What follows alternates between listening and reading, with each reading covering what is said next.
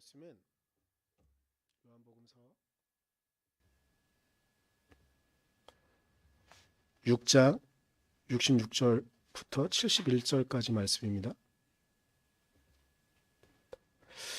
네, 우리 같이 보도록 하겠습니다. 이 때문에 제자 가운데서 많은 사람이 떠나갔고 더 이상 그와 함께 다니지 않았다. 예수께서 12 제자에게 물으셨다. 너희까지도 떠나가려 하느냐? 시몬 베드로가 대답하였다. 주님, 우리가 누구에게로 가겠습니까? 선생님께는 영생의 말씀이 있습니다. 우리는 선생님이 하나님의 거룩한 분이심을 믿고 또 알았습니다. 예수께서 그들에게 대답하셨다. 내가 너희 12를 택하지 않았느냐? 그러나 너희 가운데서 하나는 악마이다. 이것은 시몬 가룟의 아들 유다를 가리켜서 하신 말씀인데 그는 12 제자 가운데 한 사람으로 예수를 넘겨줄 사람이었다. 아멘.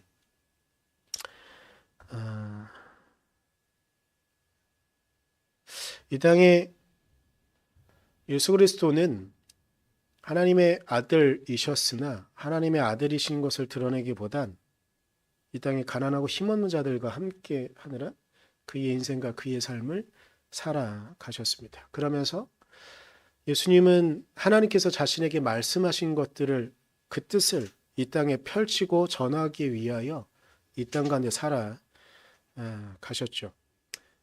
우리의 인간의 모습을 입고 오셨습니다. 이게 중요한 의미가 있는데 아예 공생애를 시작할 때부터 항상 사람들이 생각하는 거룩한 모습들이 있어요. 뒤에 막 후광이 나고 빛이 나고 그리고 사람들을 압도하는 어떤 카리스마가 넘쳐나는 모습을 늘상 가지고 있었다면 오히려 사람들은 그 카리스마에 그 후광에 놀라서 하나님의 예수님이 증거하시는 하나님의 말씀이 더 사람들에게 더 권위를 갖고 위엄을 갖고 사람들을 압도할 수도 있었을 겁니다. 그런데 예수님은 그렇게 하지 않으셨습니다. 사람의 모습을 입고 오셨다는 게 중요한 의미가 있는데 사람들을 권위로 그리고 사람들에게 어떤 엄청 무언가 대단한 거대한 무엇으로 누르는 것이 아니라 우리 안에 있는 모습으로 오셨다는 거죠. 그런데 요한복음의 모습들을 보면 예수님은 사람들이 놀랄 만한 일들을 정말 많이 하셨어요. 그래서 그런 모습들을 보면서 사람들이 예수님 주변에 몰려들기 시작을 하죠.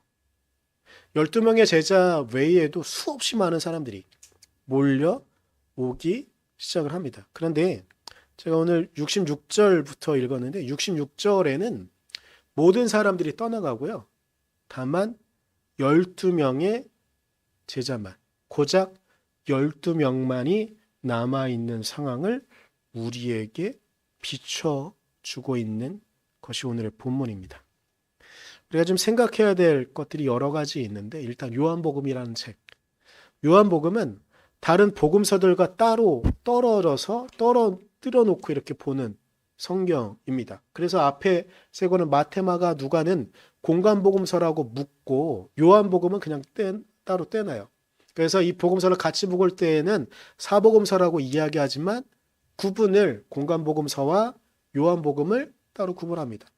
그런데 여러 가지 다른 특징들이 있는데 요한복음은 요한복음에서만큼 예수님이 인간적인 모습을 수시로 보여주는 성경이 없을 정도로 요한복음서 안에서 예수님의 모습은 때로는 너무나 인간적이고 인간적인 모습을 넘어서서 아주 연약한 모습을 수없이 많이 보여주는 그런 성경이 요한복음서이기도 합니다.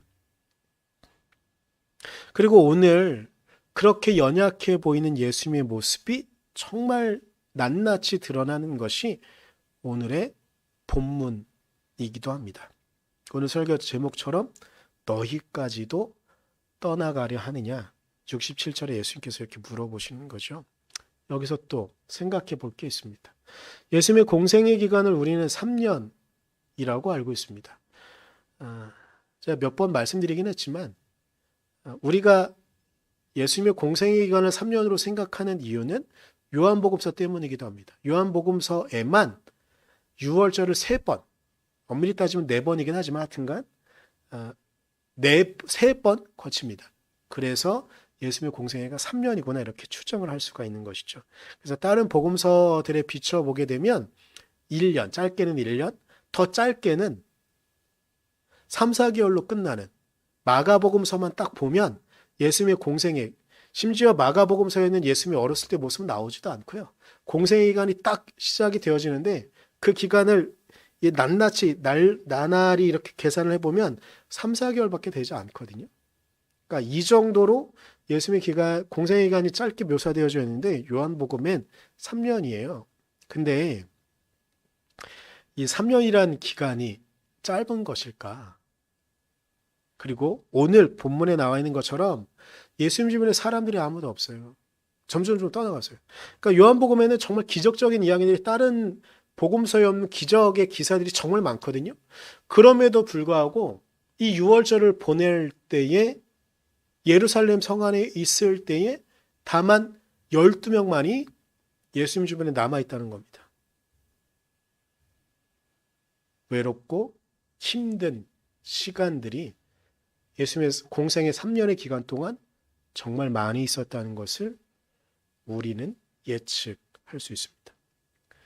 이 3년이라는 기간이 있잖아요. 저는 세대가 그렇는지 모르겠지만 3년이라는 이런 얘기를 하면 군대 생각이 항상 나요. 노래 가사에도 있고 그래서 3년이라는 기간 동안 시간 동안 이런 얘기도 있어서.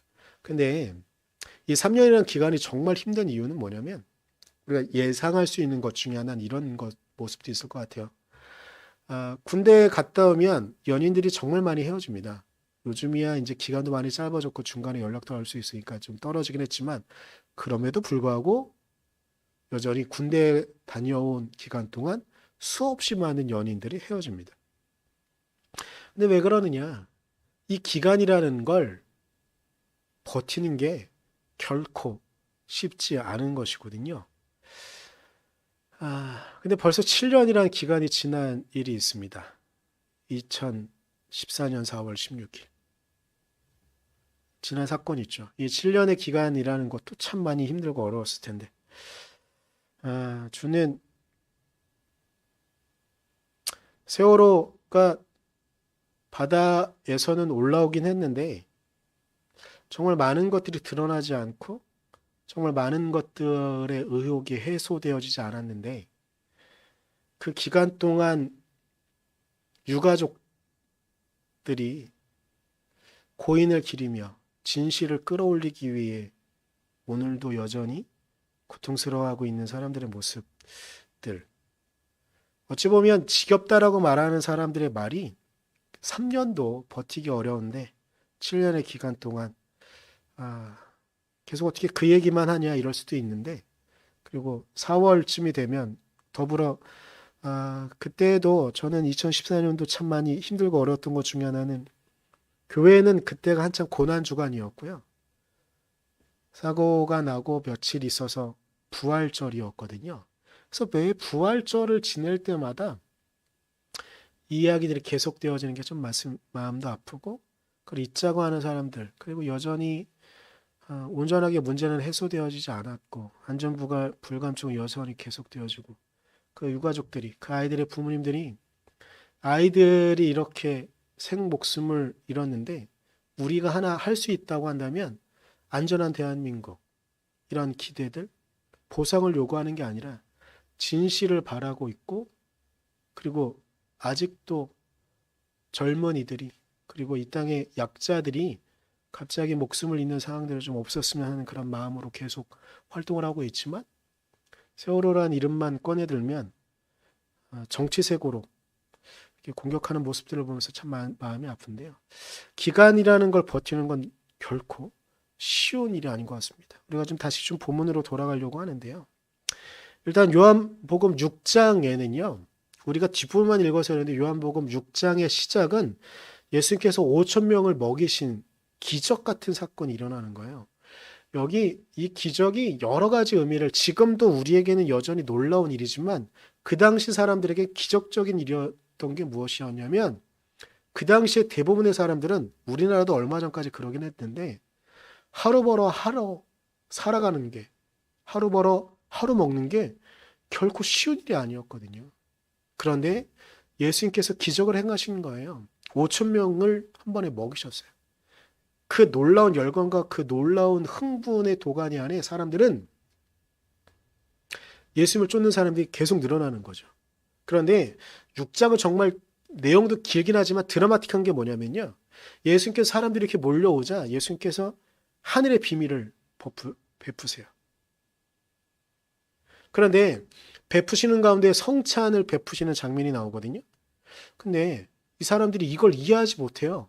이해하지 못해서 설명해 달라고 하는데 또 예수님께서는 요한복음은 정말 예수님께서 말씀하시는 어떤 습관들이 있는데 요한복음의 예수의 말씀은 비유가 정말 많아요.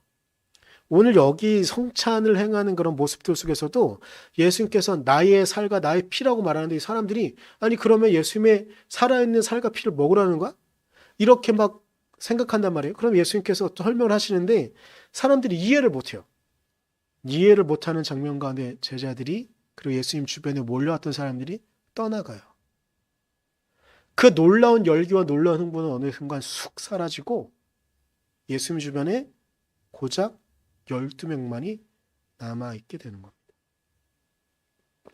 예수님의 말씀을 제대로 알아들을 수 없다는 불만이 계속되어지는데 예수님은 이 말들을 하나하나씩 이렇게 풀어 해석하는 게 아니라 너네가 어찌 보면 요즘 이 말을 제 마음대로 제 나름으로 좀 푼다면 너네가 정말로 내 제자면 내 말을 알아들어야지. 이 비유와 이 해석들의 내 소리를 알아들어야지. 그래야 온전하게 너희들 그냥 거저로 먹을 생각만 하지 말고 이 이야기들 속에 이 비유들 속에 너희는 그러면 나는 삶을 어떻게 살아가야지 되지? 이런 훈련을 시키신 것 같기도 한데 예수님께서 그냥 또 다른 설명을 하긴 하지만 이 설명 또한 어려운 거죠. 그러니까 사람들이 자꾸 떠나가는 거예요. 놀라운 기적은 있지만 저분이 정말 맞아? 이런 의심이 들. 그리고 왜 이렇게 우리가 다 쉽게 이해할 수 없는 말씀을 하시는 거지? 이러면서 사람들이 떠나가는 거예요. 이런 상황 속에서 예수님 또 어떻게 말씀하시면요. 65절에 이렇게 말씀하세요. 본문 바로 직전이었는데 이렇게 말씀하십니다. 예수께서 또 말씀하셨다. 그러므로 내가 너희에게 이르기를 아버지께서 허락하여 주신 사람이 아니고는 아무도 나에게로 올 수 없다고 말하는 것이다. 사람들이 떠나가는데 그 사람들 좀 잡고 위로했으면 좋겠는데 하나님이 허락한 사람 아니고는 아무도 나에게로 올 수 없다라고 말씀. 아니 예수님 사람들이 떠나가는데요. 제자들이 이러지 않았었을까 싶어요. 이 말을 들으면서 사람들이 더 떠나가요. 예수님의 최소 공약수 같은 사람들은 보통은 70명 정도가 리미티드였거든요. 근데 그 70명이 깨진 거예요. 이제 정말 12명밖에 남지 않았어요. 이런 상황에 예수님께서 67절에 말씀하십니다. 너희까지도 떠나가려 하느냐라고 묻는 상황이 온 거예요. 극도로 지친 인간적인 모습을 보여주는 장면이지요. 오늘 본문 가운데 예수님은 철저하게 외롭습니다. 이게 다시 한번 제가 읽어드릴게요. 너희까지도 떠나가려 하느냐. 이게 개역개정에는요. 너희도 떠나려느냐라고 이렇게 물으시거든요. 정말 외로워 보이지 않으세요? 예수님의 모습이 철저하게 버려진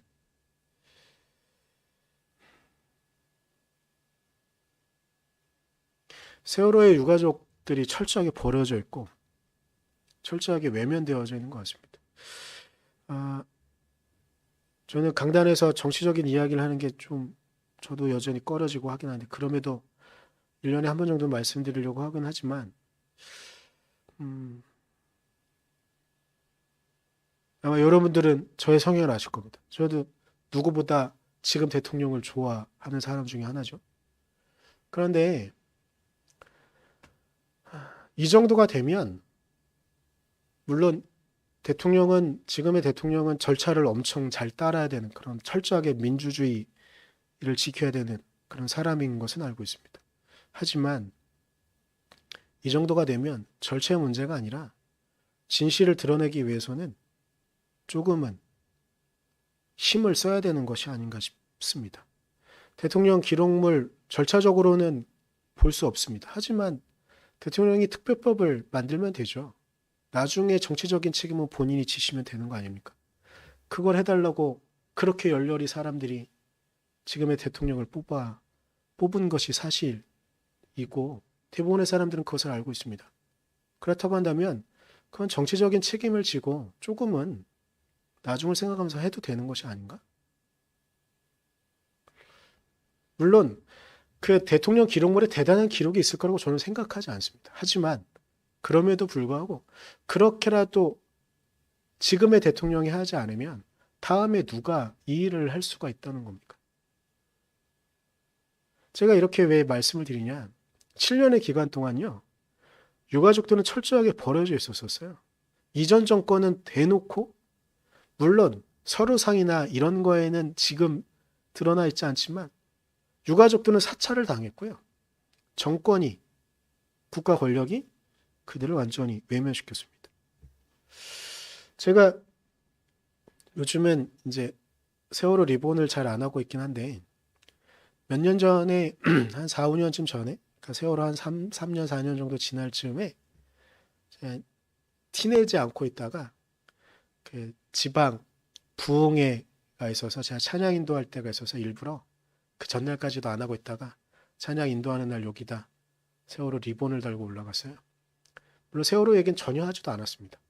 근데 강단에서 내려오자마자 그래도 저를 아낀다고 생각하는 장로님들이 여자 장로님들이 옆으로 오셔가지고 그때는 저 전도사였어요. 전도사님 그 리본 하지 말아요. 막 이랬었어요.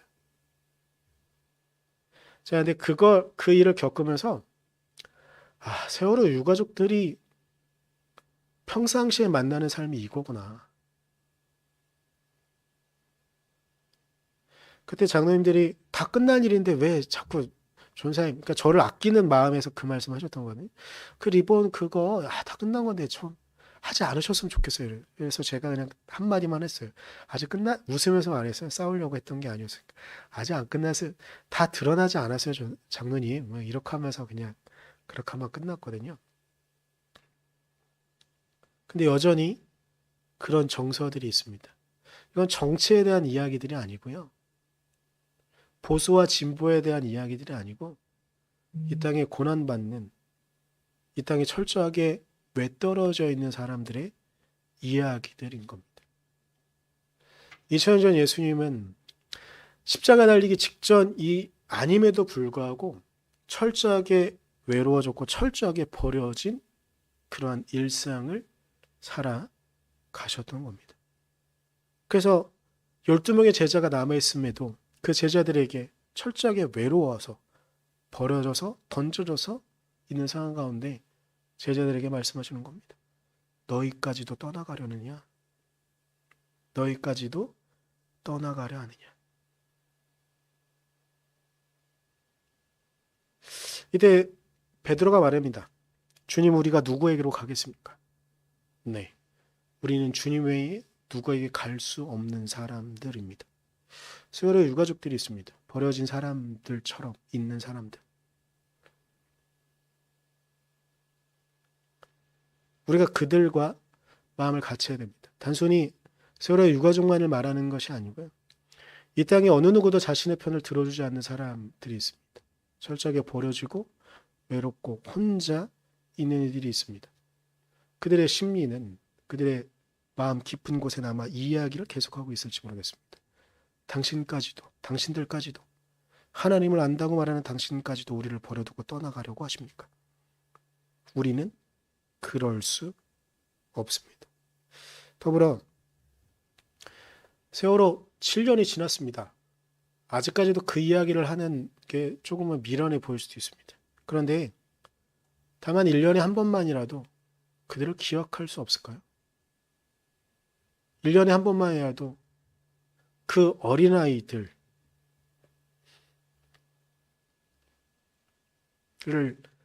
회상하며 그들을 위해 묵념하고 그들의 유가족들을 위로할 수는 없는 걸까요?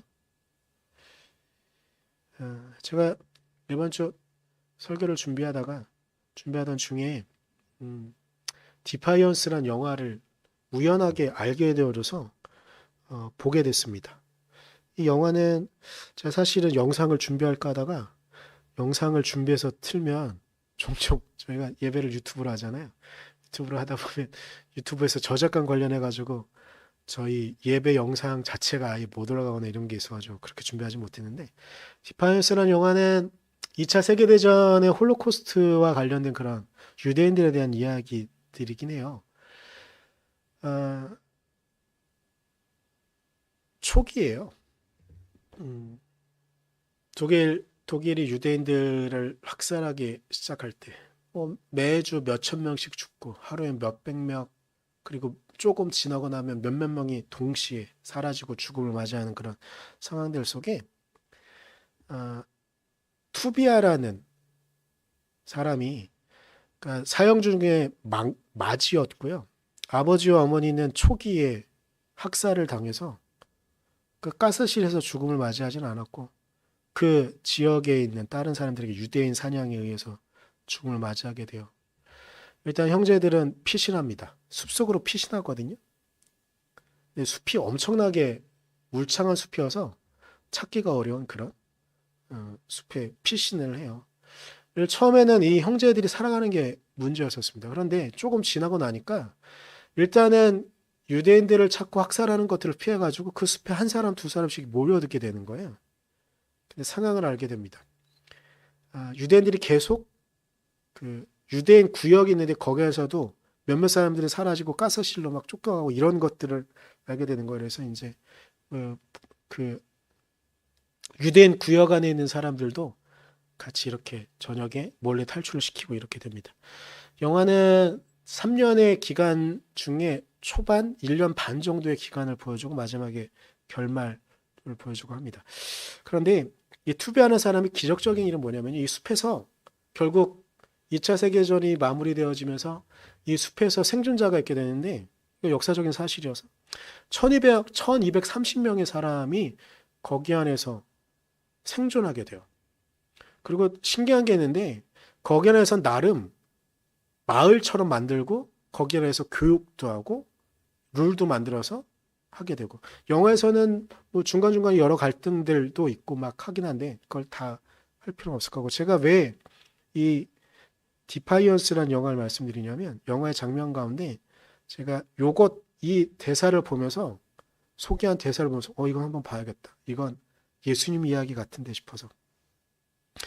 이 쓰러져 있는 이 사람이 투비아는 아니고요. 투비아가 어렸을 때 가르쳤던 랍비 선생님이에요.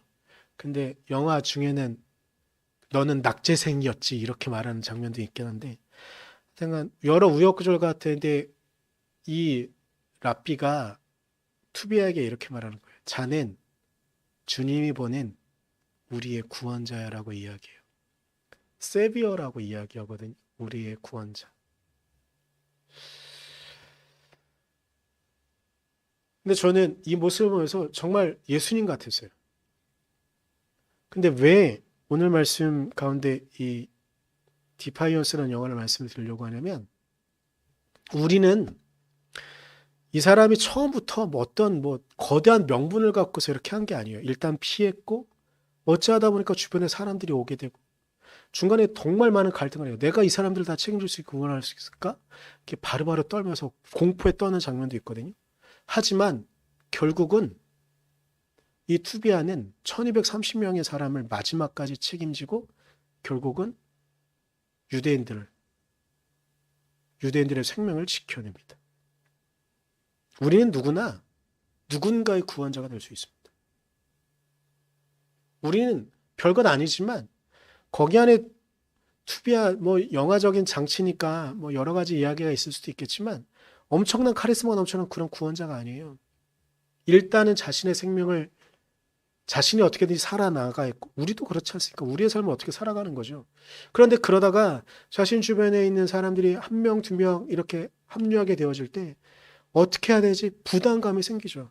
그런데 그 부담감 가운데 우리가 책임지다 보면, 참고로 이 투비아가 엄청 뛰어난 사람은 아니에요. 그런데 이런 일을 해내는 겁니다. 우리가 엄청난 뛰어난 능력이 있어서 우리 주변에 고난받고 있는 사람들 구원할 수 있는 것이 아닙니다. 우리가 엄청난 카리스마가 있어서 예수님 같은 놀라운 기적을 일으킬 수 있는 분이, 그런 능력이 우리에게 있어서 누군가에게 구원자가 될 수 있는 것이 아니라는 겁니다. 오늘 요한복음이 우리에게 주는 강력한 의미가 있는 게 뭐냐면요, 우리의 구원자 예수 그리스도도 우리보다 더 심할 정도로 외로움과 우리가 겪는 고난과 아픔의 이야기를 그대로 겪으셨다는 겁니다. 그분께서 바로 그러한 고난과 외로움과 철저한 고통 가운데, 여러분, 누군가에게 말할 때 너까지 날 버릴 거야 라고 말하는 이 사람이 구원자 같습니까? 우리가 기대하는 구원자의 이미지와 너희도 날 버리고 떠나갈 거야 라고 말하는 이 억양이 일치할 수 있습니까? 하지만 요한복음에서는 그러한 예수 그리스도의 모습을 우리에게 보여줍니다. 어찌 보면 그리스도와 우리가 크게 다르지 않음을 요한복음은 우리에게 말해주고 있는 것 같습니다. 여러분과 제가 그렇게 크게 다르지 않습니다. 우리 주변에 고난받고 있는 사람들, 오늘 하루도 힘겹게 살아가는 그 일상을 살아가는 사람들의 모습이 우리와 크게 다르지 않습니다. 그런데 그렇게 크게 다르지 않는 모습을 보여주신 예수 그리스도께서 우리를 구원하셨습니다. 우리의 구원자가 되셨습니다. 우리도 우리 주변에 있는 누군가의 구원자가 되어질 때 또한 그 누군가가 우리의 구원자가 되어줄 겁니다. 오늘 예수님은 묻습니다. 너희까지도 떠나가려 하느냐? 우리는 떠나가지 않았으면 좋겠습니다. 이 땅에 우리가 예수 그리스도를 떠나가지 않으며 이 땅에 고난받고 외로움에 철저하게 버려져 있는 사람들을 떠나가지 않았으면 좋겠습니다. 그래서 우리가 그리스도와 하나가 되고 하나님의 사랑과 하나가 되어지는 그날이 우리 안에 온전히 이루어지기를 간절히 소망합니다. 우리 시간 같이 기도할 때 우리의 외로움과 우리의 고통의 내용들이 있다고 한다면 그것들을 있는 그대로 하나님 앞에 먼저 아랬으면 좋겠습니다. 또 하나는, 하나님, 우리가 철저하게 하나님 당신 곁을, 예수 그리스도의 그 은혜를 떠나지 않겠습니다. 또 세 번째로 기도할 때 하나님, 우리 주변에 고난받고 철저하게 버려진 이들이 있다고 한다면 우리가 그들에게 당신의 사랑으로 행할 수 있도록 해달라고, 우리 이것을 놓고 잠깐 같이 기도하도록 하겠습니다. 기도하겠습니다. 주님,